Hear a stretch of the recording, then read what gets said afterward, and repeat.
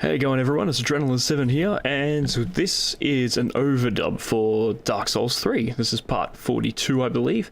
Yeah, I had a lot of trouble with the audio in this particular episode, so I've decided to do an overdub for it. As you can tell from the last episode that we did, we beat Lorien with the help of 2 phantoms, which was awesome. But what I wanted to show you here was how I went to go and defeat the old Demon King. And what I've done here is, because I've never actually tried out the NPC, the NPC phantoms in this particular area. So we've got Nightslayer Sorig, and we've got Great Swamp, was it Cuculus? Yeah, Cuculus. I thought it was Calculus for a second. I'm like, God, I hate Calculus. Can never do Calculus. Could never. When I was in Year 12, it was just one of the things I just could not do. So here I am trying to switch up some of my equipment. We've ended up getting the Dragon Crest shield because that's got like a really high resistance to fire.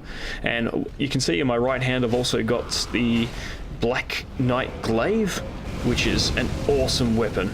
It's really, really good, especially going through Smoldering Lake and this boss as well, because the weapon itself is very good with fighting demons.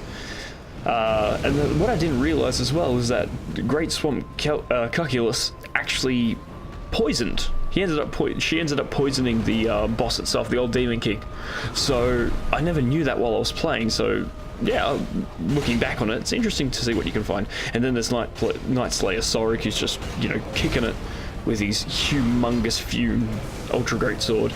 But unfortunately, he's just one of those people that are. Yeah, he's one of those NPCs that just barely heals. You know, he's too busy trying to fight and get big hits than to actually take care of himself. But yeah, this boss, you know, was a bit tricky when I first played against him, but you know, you learn a couple of his tricks and tips, and you know, it's not too bad. I mean, considering I just got smashed there. But a lot of his attacks end up doing. There's a lot of AoE attacks, so you do have to keep your distance for a fair bit.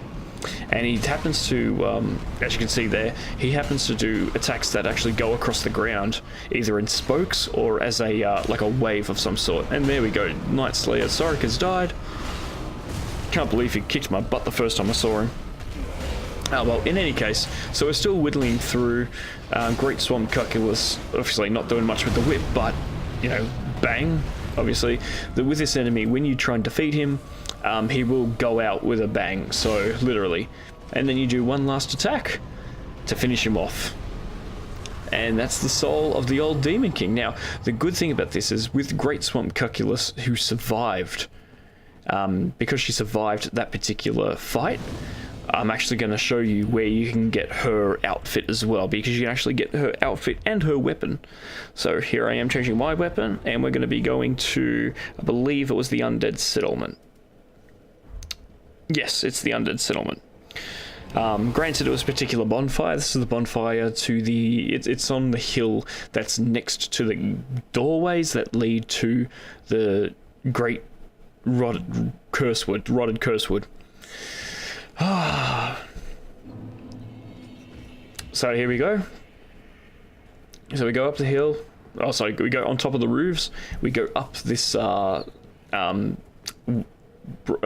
this walkway here. Obviously a couple of enemies to defeat. I do one-shot them. Okay, cool. Just wanted to make sure about that. You get another enemy up here, and they're gone. And I just realized my audio is out of sync, but I'm not going to do much about that. In here, where you first meet Cornyx, yeah, when you first meet Cornyx, and you let him out of the cage, that's where you find the armor for Great Swamp Cuculus. And as you can see, I think I'm going to try it on, so wherever I can find it. Yeah, I can't find it. Not even looking at it now. What is it? Oh, who cares? And yep, there you go. You get the Cornyx garb. Not pretty bad. It's not bad there. Customary to adorn ones with articles of nature, so that's why it's got feathers all over it. Ravens are said to have been once Firelink messengers. That's probably in reference to the first Dark Souls, and you can see it looks not that bad. I'm just trying to think, do I try on the pants as well? Oh yeah, and there's the gloves, so I'm not going to worry too much about that. Actually, I think I do put the gloves on because they end up being better than the gloves I've got on now. Yep, that's it. Yeah, I am using that now. Gotta take a long time to go through this information. Anyway, cool. I don't even put on the pants. Alright, who cares? But anyway, that's how that works. So let's get into the actual episode itself. Sup everybody. So what we're doing now, we're actually going to be making our way to another optional area. So Smoldering Lake was optional, you didn't have to do it, and I'm going to show you the so-called secret area. Now, it was a secret when the game first came out, but you know, everybody knows it. Everybody knows common knowledge of it already, so there's really no point. So what I'm doing here, I'm making my way through from the Profane Capital into the Irithel dungeon. I'm gonna not care about the gargoyle behind me because he doesn't do anything. I think I'm just actually gonna blitz it past these jailers as well. I don't think I fight any of them. I think I just run. Most of the time these guys don't actually follow you that much, so it's a benefit. The only bad thing is that once you get in their sights, they just suck the health out of you, and it just makes it so much harder to deal with because you have to wait like 30 seconds for the health to go back up. So what I end up doing here, just to make sure no one's following me, that's all fine. I've got my equipment sorted out as well. So I've got my Astoria Greatsword, which is imbued with lightning, which was awesome because, you know, considering that the next place we're going to is full of dragons, lightning actually works really well. Yep, just double checking no one follows me there. And what we do here is you actually have to do a gesture. Now, the gesture that we got at the end of fighting Osiris, the wannabe dragon, the consumed king, we got a gesture called Pass of the Dragon, where we sit down and we meditate, just like these guys are, like these stones and everything like that. And I'm actually noticing where I'm pointing to on the screen there with my mouse, there's actually, you might not be able to see it, but there's actually little lines, like segments in the health bar, and I'm just trying to think, is that the segments for every 500 points of health or 250 or something like that? I think it's 500 points, I don't know. I really got no clue. Maybe it could be 250, but in any case, so you sit down, you do the gesture, and after several seconds, you get a little bit of a cutscene. And I don't know whether I actually sit through the cutscene or not. No. Obviously I got impatient with that, which is you know, kind of typical. So here we end up at the what's it, Archdragon Peak.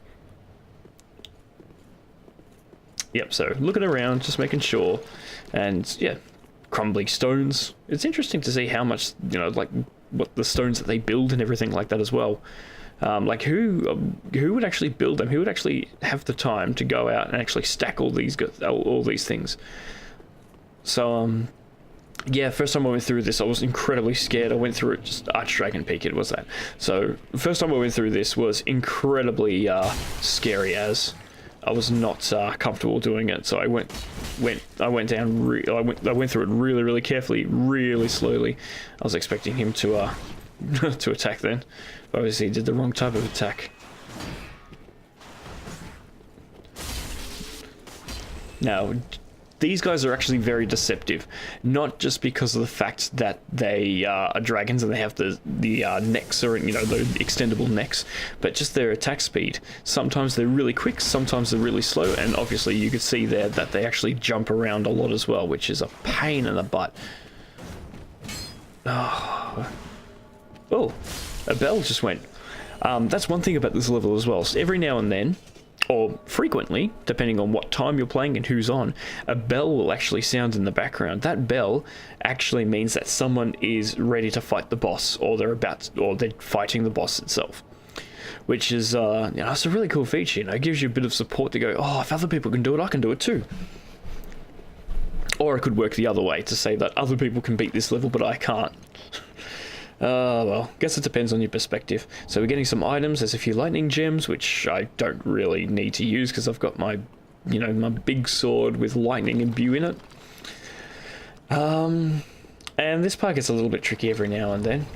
because you're going to have a couple of people spewing fireballs at you, and because the fireballs just tend to home on you, it makes it a bit harder. And I think, am I going to try and, I do try and run for it. Okay, I also had a feeling I was going to try and, what was it? I was prepared for this. I was very much prepared for this. I knew there was a guy who was going to come out, so... yep. And there we go. Yeah, because I think the last time I went through this level, I ended up going straight for that guy, and I basically got my ass kicked. Whoop! There we go. Almost got me. It spews a fireball from that far away. What a loser! Just come up and attack. The AI in this game is sometimes concerning. Get out of the way, and there's a guy on the Titanite shards. This place is a really good place to get Titanite shards and Titanite chunks. Not the best place, but a good place.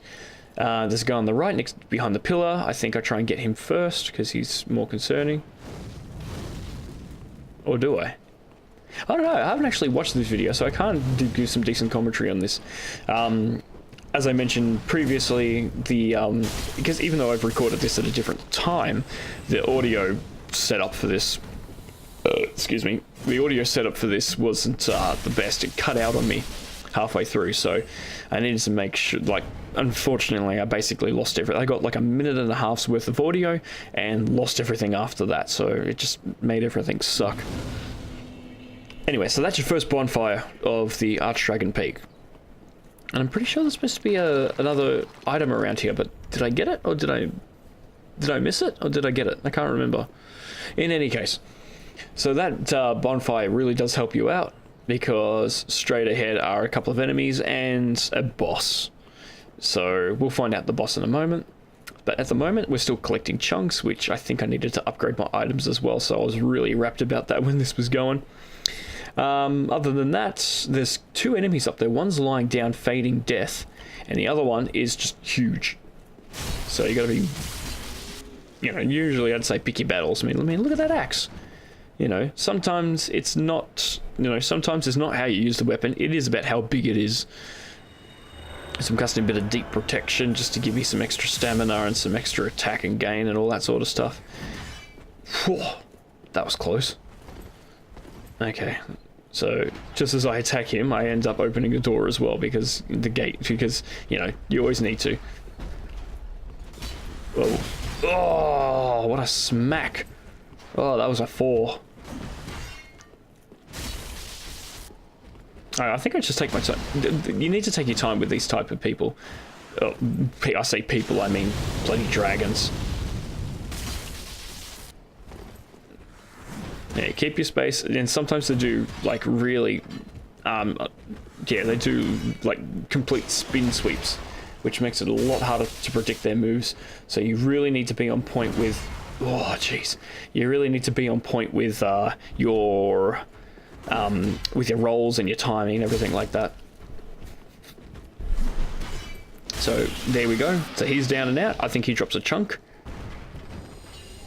No, large Titanite shard. Oh, okay. There's the chunk. That's probably what I was thinking.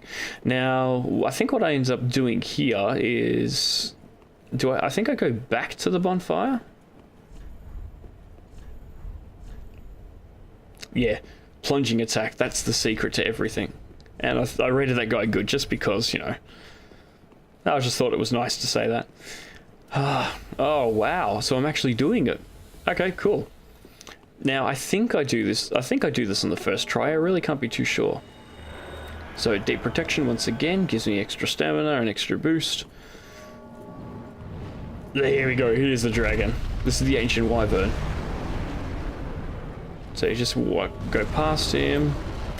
And yeah, there's a whole bunch of items around on the ground, but there's no point getting it because he's just going to shoot fire at you, and he's got a ton of health. So what I ended up doing is I ended up just rolling past all these enemies, because I know for a fact if I just sit there and do nothing and try and attack them, I could end up getting hit by fire, which I didn't want.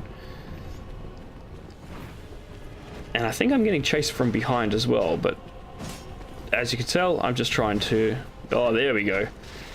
Yeah, look at me, just like no care in the world. Just run, run, run, run, run. Oh, and that guy's axe is annoying as because it's on the end of a chain. He'll throw it towards you, and it will just, yeah, it just makes things a lot harder. He ends up getting me at the last second. I almost got there. I almost got through it without getting, you know, totally unscathed. It was just that one little hit. So I thought that was a pretty good achievement. I spoke too soon. I totally forgot about that. Yeah, that guy with the axe on the chain just, yeah, he threw it that far and it hit me still. I was very surprised. I remember being very surprised and a little bit upset about that. I mean, actually, no, I wasn't upset. I was impressed because he could still hit me from that far, even through the border, the boardwalks and everything, the walkways and the rafters. So make sure this dragon doesn't hit me with fire, because if he does, I'm pretty much down and out.